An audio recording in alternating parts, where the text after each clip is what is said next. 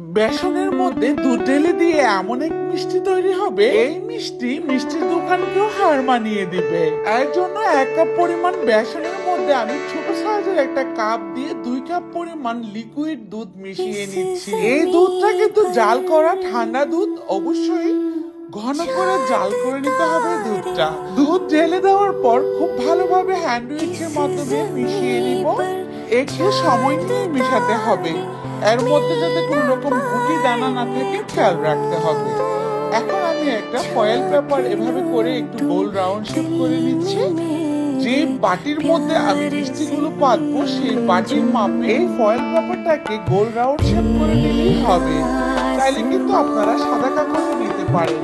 তারপর এর মধ্যে খাঁটি ঘি দিয়ে দিচ্ছি, সুন্দর ফ্লেভারও আসবে আর মিষ্টিগুলো সুন্দর উঠে যাবে। তারপর কাঠবাদাম, পেস্তা বাদাম দিয়ে সাজিয়ে দিলাম।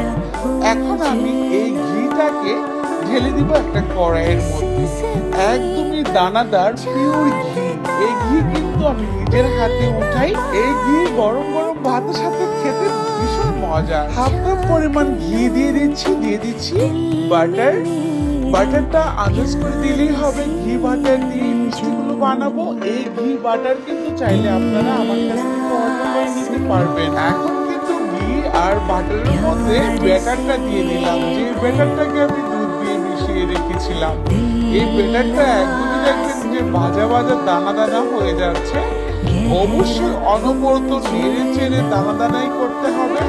সুন্দর ফ্লেভার বের হওয়া শুরু করেছে। ঠিক এই পর্যায়ে আমি 2 টেবিল চামচ পরিমাণ সুজি দিয়ে দিচ্ছি। এখন আবারও নাড়বো। মিনিমাম 10 থেকে 15 মিনিট শুধু নাড়তেই হবে।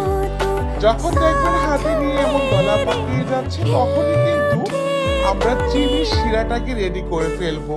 সেই জন্য হাফ কাপ করে 1 কাপ পরিমাণ চিনি দিলাম। সামান্য পানি দিয়ে চিনিটাকে ক্যারামেল কালার করে নিলাম। দেখতে সুন্দর লাগবে মিষ্টিগুলো।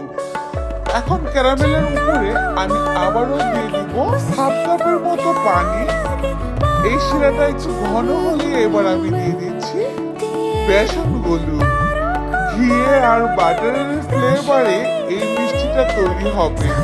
আপনারা অনেকেই জিজ্ঞেস করবেন যে তেল দিয়ে করা যাবে কিনা। তেল দিয়ে করলে কিন্তু খেতে ভালো লাগবে না। এখন অনবরত নেড়ে চেড়ে আমি এর মধ্যে সামান্য গুঁড়া দুধ দিয়ে দিচ্ছি, যাতে করে আরো একটু বেশি আঠালো ভাব আসে। 20 মিনিটের মতো আমি এই মিষ্টিগুলো তৈরি করেছি ভেজে। এখন হয়ে যাওয়ার পর হালকা ঠান্ডা হয়ে গেছে। এই বাটির মধ্যে মিষ্টিটাকে এভাবে করে চেপে চেপে বসিয়ে দিই।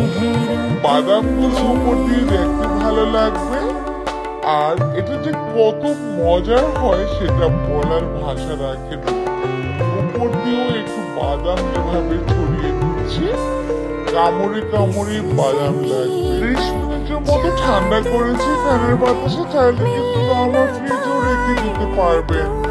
এই মিষ্টিগুলো বানিয়ে আপনারা নরমাল ফ্রিজে রেখে মাসের পর মাস খেতে পারবেন।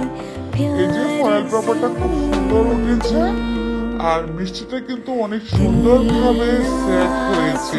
এখন আমি আমার পছন্দ মতো করে সাইজ করে নিচ্ছি। এটা যদি নরমাল ফ্রিজে রাখা যায়, 1 পিস না বেরিয়ে একটু পানি খেলে পেট ভরে যাবে। ঠিক এমন অত সহজে যে এত মজার মিষ্টি বানানো যায়, এটা না বানালে বুঝতেই পারবেন না। খাঁটি ঘি দিয়ে বানানোর কারণে একদম সমস্ত গড় গন্ধে ভৌ করছে। ঘি নিতে চাইলে, বাটার নিতে চাইলে কমেন্ট বক্সে জানাবেন। সবাই ভালো থাকবেন।